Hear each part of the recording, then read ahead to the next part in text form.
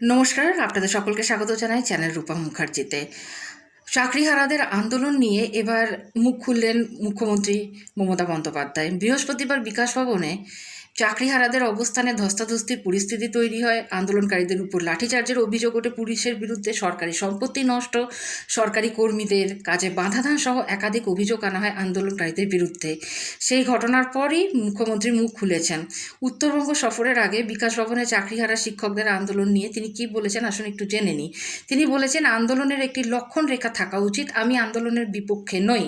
পাশাপাশি শিক্ষকদের আন্দোলনের উদ্দেশ্য প্রণোদিতভাবে বিভিন্ন রাজনৈতিক শক্তি উস্কানি দিচ্ছে বলেও তিনি অভিযোগ তুলেছেন। বিকাশ ভবনে চাকরিহারাদের ঘেরাও অবস্থানে পুলিশের লাঠিচার্জের পর এই প্রথম তা নিয়ে মন্তব্য করতে দেখা গেল মুখ্যমন্ত্রীকে। তিনি বলেন, আন্দোলনকারীদের জন্য আমার যথেষ্ট সহানুভূতি ছিল, আছে এবং থাকবে, কিন্তু আদালতেরও কিছু বাধ্যবাধকতা থাকে। আদালত কোনো সিদ্ধান্ত নিলে আমরা তা মানতে বাধ্য। এখনও কারোর মাইনে বন্ধ হয়নি, গ্রুপ সি ডি কর্মীদেরও টাকা দেওয়া হচ্ছে, অথচ আন্দোলনের শিক্ষকদের থেকে বহিরাগতের সংখ্যা বেশি। রাজনৈতিক দল উস্কানি দিচ্ছে, যারা উস্কানি দিচ্ছে তারাই ওদের বিরুদ্ধে মামলা করেছিল। নাটের গুরুরা যদি স্বার্থ রক্ষার গুরু হয়ে যায় তাহলে তো খুবই মুশকিল। সবশেষে আন্দোলনকারীদের উদ্দেশ্যে মুখ্যমন্ত্রীর মন্তব্য, শিক্ষকদের কাছ থেকে ন্যূনতম সৌজন্য সম্মান প্রত্যাশা করি। রাজনীতির ঊর্ধ্বে গিয়ে আপনারা সমাজের সেবা করুন, শিক্ষা দিন।